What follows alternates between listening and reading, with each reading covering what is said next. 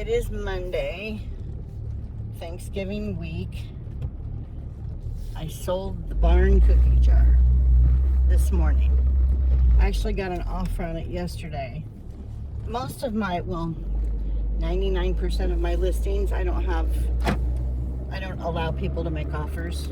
I just price things low, and if somebody watches an item, I will send them an offer, what I'm willing to take for it, and they either buy it or they don't. But with this particular one, I decided to go ahead and set offers, and I can't remember what I had the price down to. I think it was 28. And I said the lowest offer I would accept would be 20, and I got an offer of 24. So, and that came in last night, and I accepted it, and then it didn't go through. And something about the buyer's payment wouldn't process, whatever. But I guess they got it straightened out because it went through later this morning. So that's one of the things I'm taking to the post office. I've got 2 other items that sold that are going also.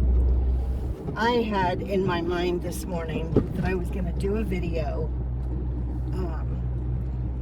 and use AI to create the video from images that I did in AI. Like my opening images that I make sometimes. Those AI images, I was going to do a little video kind of promoting, eBay and for the Thanksgiving weekend for Black Friday shopping, but I decided I didn't want to do that because everybody's doing that. I just want to talk to you guys, and those of you who've been around, but if anybody else happens to stumble on this video, there are a few reasons why shopping with eBay or Poshmark or any of the other online platforms are good. And eBay has been around the longest of all of them.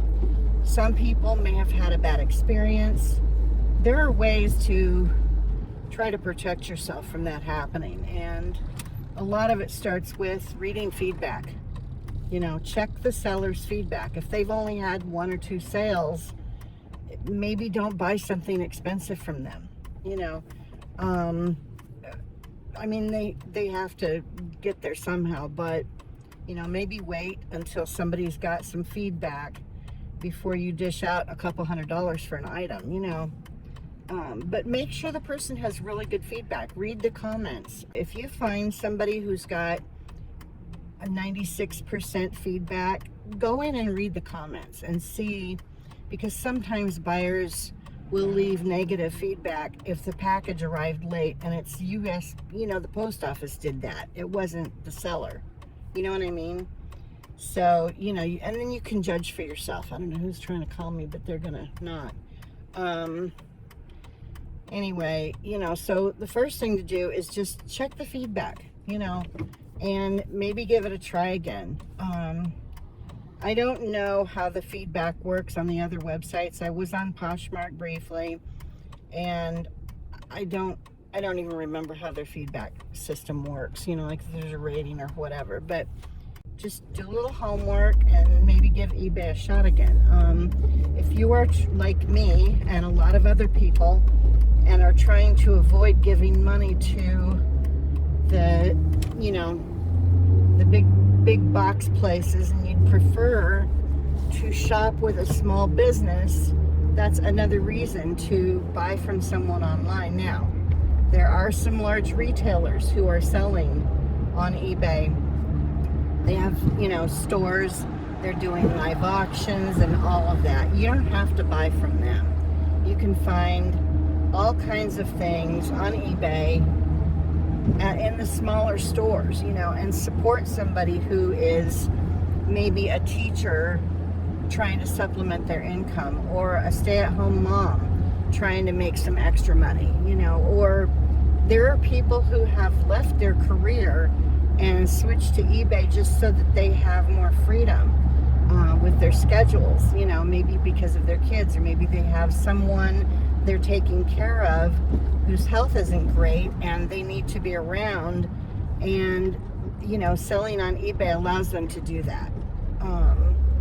You know, or any online platform again. And you know, and you don't have to shop with me because I have weird stuff in my store. I don't have your run-of-the-mill, like, you know, clothing and shoes and handbags. And I mean, occasionally I'll have some of that stuff in my store, but not usually. But I mean, there's so much weird stuff that you can find.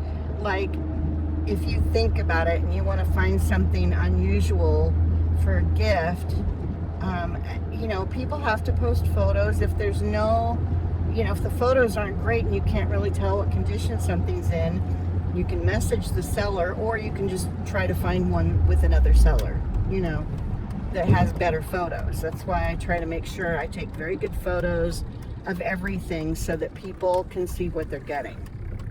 And I think that the majority of sellers try to do that. You know, they want to make sure people know what they're getting, and some people just aren't good at taking photos, you know. It keeps things out of the landfills too, you know, or some things anyway. If we're buying stuff at yard sales and estate sales and thrift stores, I don't thrift store very much, thrift shop.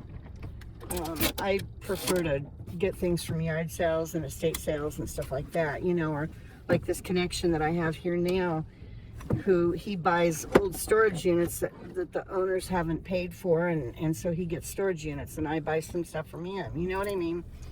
That stuff could go to the landfill, and it's not now, because I've got it in my store.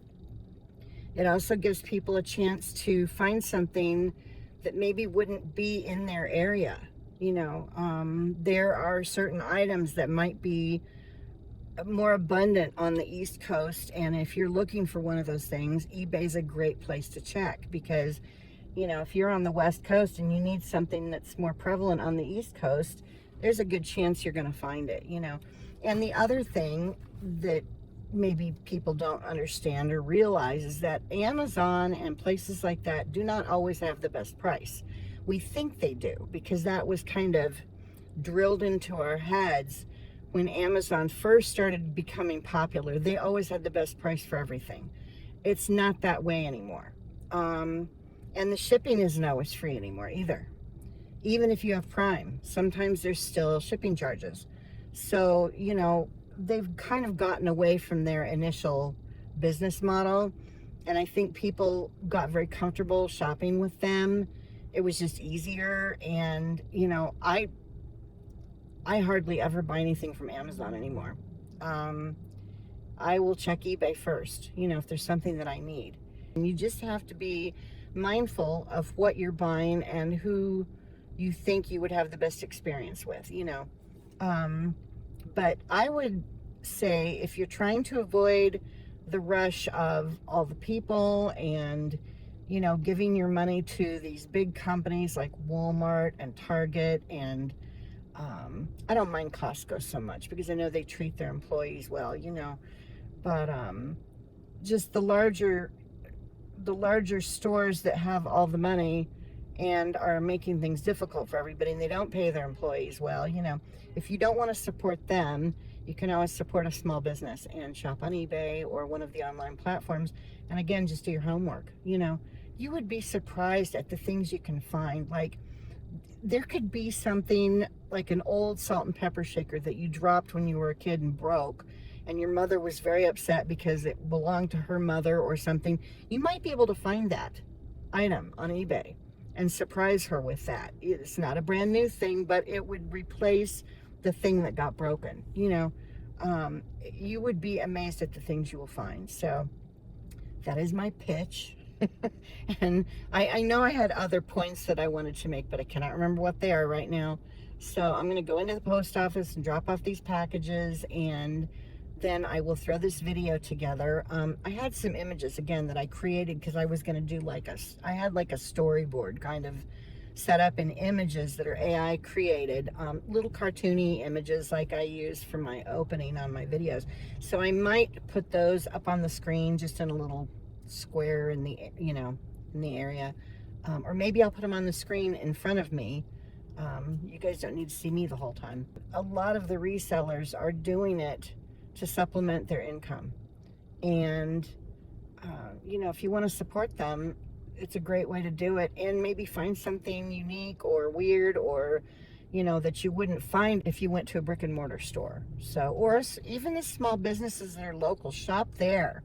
If you want to go out and look at stuff, go to those small stores, the little mom and pop shops, and support them. But if you feel like sitting at home and shopping and not dealing with all the people, come on by. There's a lot of good stuff out there. So that is it for now. I may not see you guys before Thanksgiving. I hope everybody has a wonderful Thanksgiving and you enjoy the long weekend if you get those days off. If you're visiting family, please drive careful. And, I guess that's it. I will see you guys soon. Thanks for watching. Bye.